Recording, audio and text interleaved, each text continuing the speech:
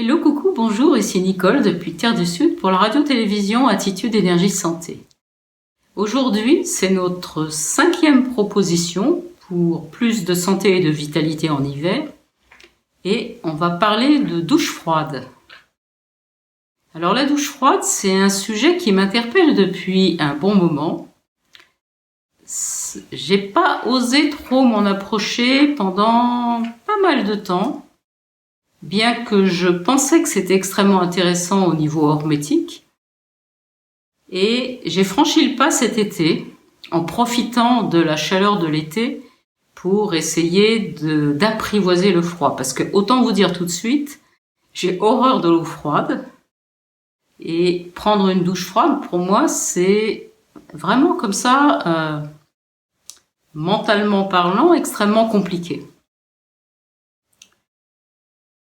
Alors, déjà, on va revenir un peu sur la notion d'hormèse. Qu'est-ce que c'est que l'hormèse? Alors, pour aller vite, l'hormèse, ce sont des exercices qu'on va se proposer, de préférence quotidiennement, et qui sont là pour renforcer notre organisme. Et la phrase que tout le monde dit, qui fait sourire, est « tout ce qui ne nous tue pas nous renforce ». C'est-à-dire qu'à partir du moment où on soumet notre organisme sur un temps court à une stimulation très forte, eh bien, ça va renforcer notre organisme et lui permettre d'acquérir une meilleure adaptabilité. Et plus notre adaptabilité est grande, en meilleure santé on est. Et, alors je fais une toute petite aparté là, j'en profite. La santé, ça se définit comme un état dans lequel les souffles circulent librement et on n'entend rien de particulier, ça grince pas, il n'y a aucun rouage qui s'exprime. Ça circule, c'est fluide. Mais il y a plusieurs façons d'être fluide.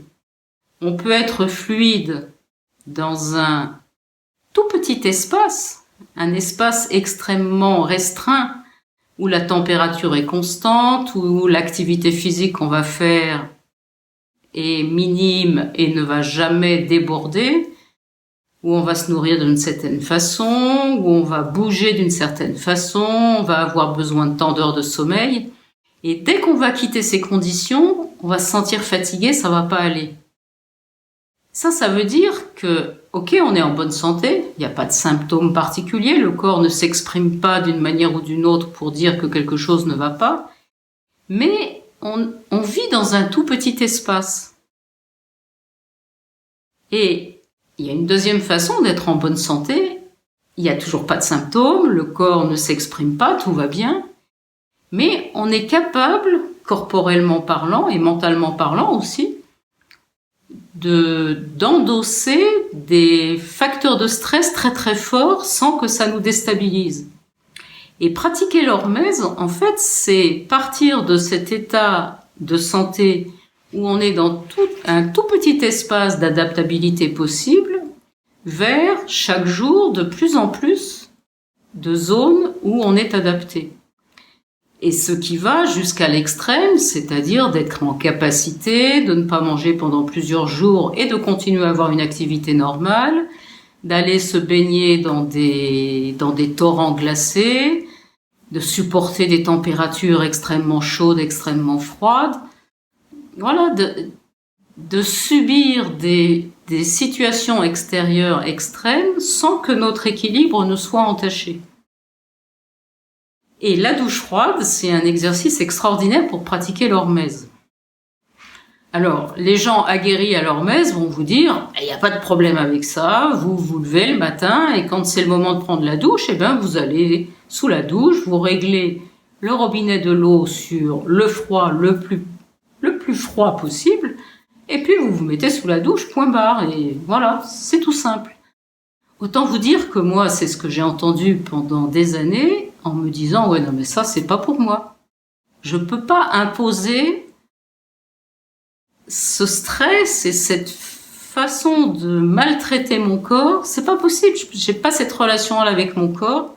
Je peux pas envisager les choses comme ça. Et j'ai fini par franchir le pas cet été. Je me suis décidée à prendre des douches froides, mais tout en douceur.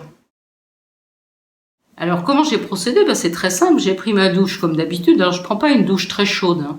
Je suis pas adepte des douches très chaudes, je prends une douche tiède. Donc je démarre ma douche tiède comme d'habitude, et puis petit à petit je diminue la quantité d'eau chaude jusqu'à arriver à de l'eau froide, voire très froide, mais en y allant par petits paliers. Et c'est ce qui me convient. Et ça ne m'empêche pas de bénéficier des bienfaits de la douche froide. Alors, qu'est-ce qu'on peut en attendre de cette douche froide? Pour aller très vite, parce que c'est pas le sujet de la vidéo.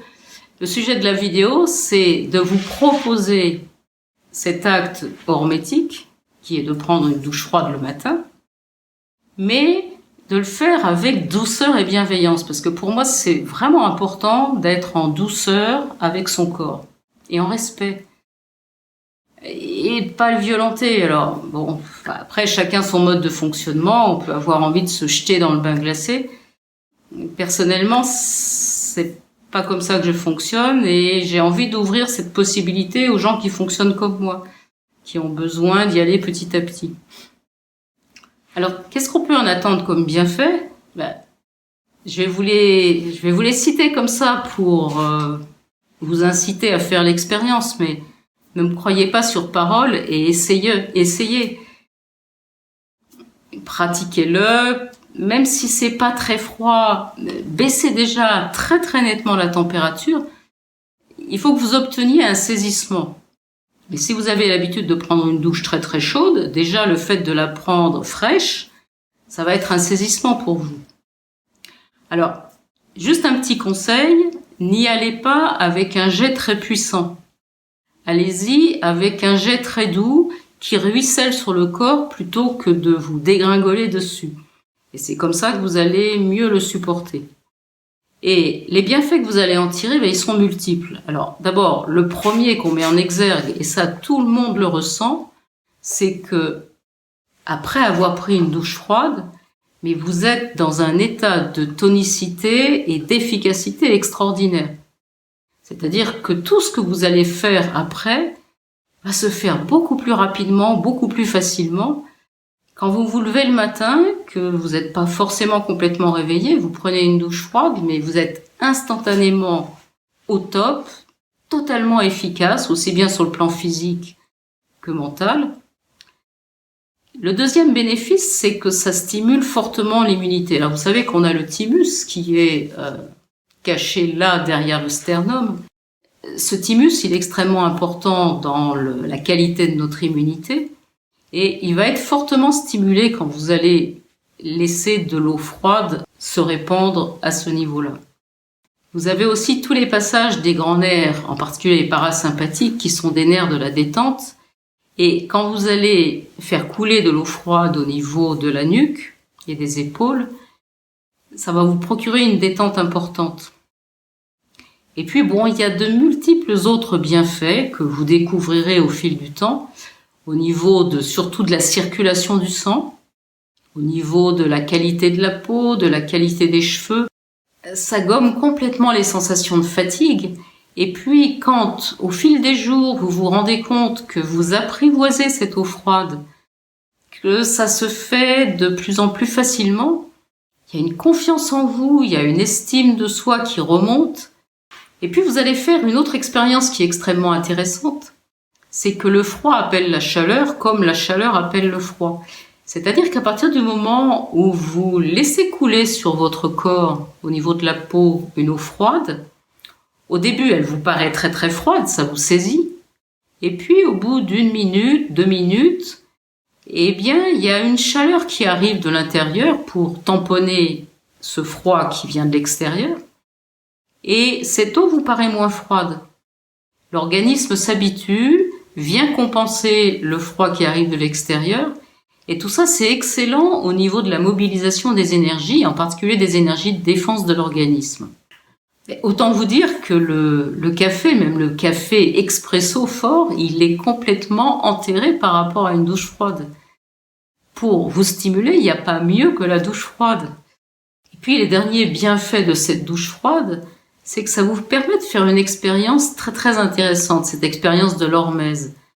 C'est-à-dire que les premières fois où vous prenez une douche froide, c'est pas confortable, c'est vraiment, ça vous saisit, c'est violent.